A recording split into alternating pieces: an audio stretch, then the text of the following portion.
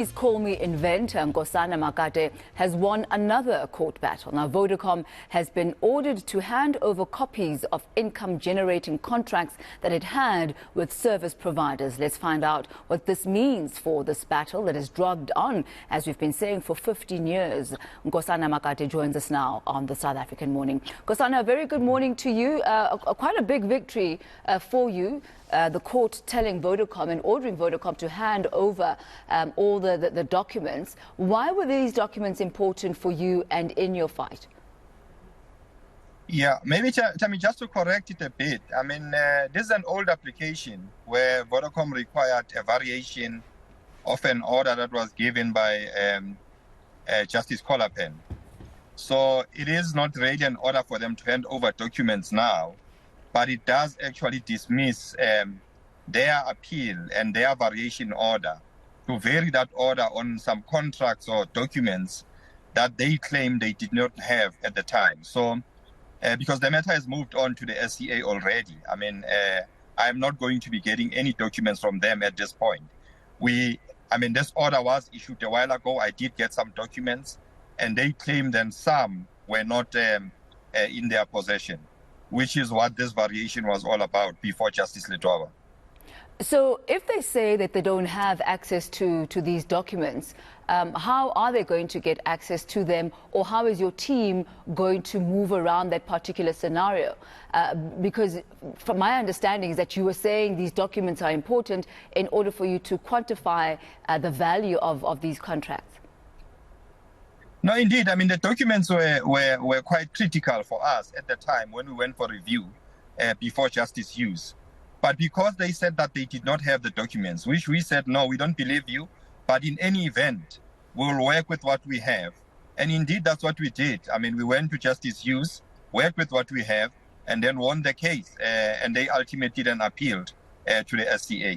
So we have actually moved on because the judgment, it's like a year late or almost a year late.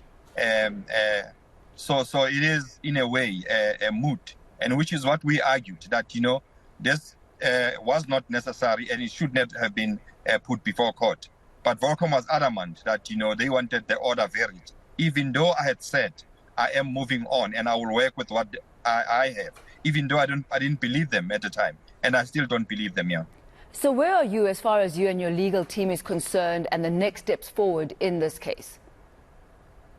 Well, I mean, currently we are at the SCA. We've appeared at the SCA on the 5th, I think, of May this year. We are awaiting a judgment from the SCA on the matter. And that's where we are. And, the process and, has moved on from this order. Although, this has been the practice that Vodacom has applied throughout. If you think about the judgment, it came in 2016. And the efforts of frustrating that order happened throughout the negotiations and ultimately, I think, in the CEO's determination. So we've been in this thing for quite a while with them, yeah. You were initially offered 47 million rand, for your concept and your idea for Please Call Me. It's not an offer that you accepted, which is why the process is ongoing. What do you believe is the fair valuation? What is the amount that you believe you should be getting? Well, we have put this before court. We've put this before Justice Hughes. There is an order currently that is before the SCA.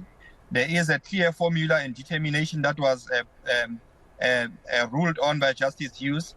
And I've always maintained that with that formula, we should be okay.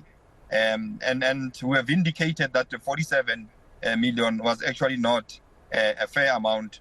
And we did not even know where it came from, where the CEO took that amount from. It could not be explained at all. I'm hoping you'll give us some numbers here. If 47 million is not it, and you have a formula, so surely there has to be some numeric output of that formula.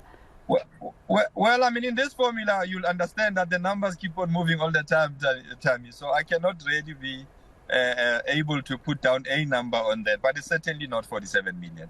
Are we in the billions?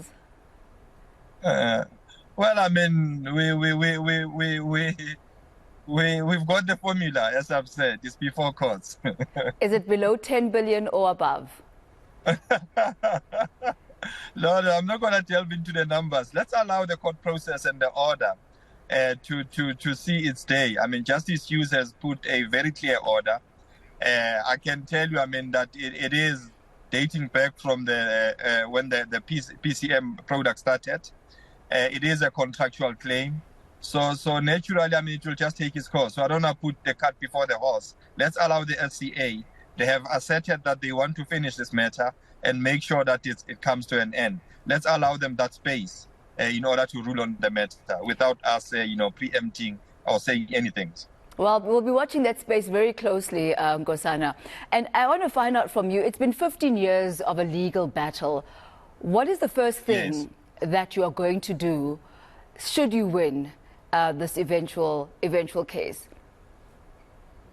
Well, I mean, I don't know a life now without a court case, as you're saying, for 15 years. And more for me, I mean, please call me 23 years old this year in November. So for me, I mean, it's just to unplug a bit and take some time. And I'll see where I go, maybe to India and go and meditate a bit.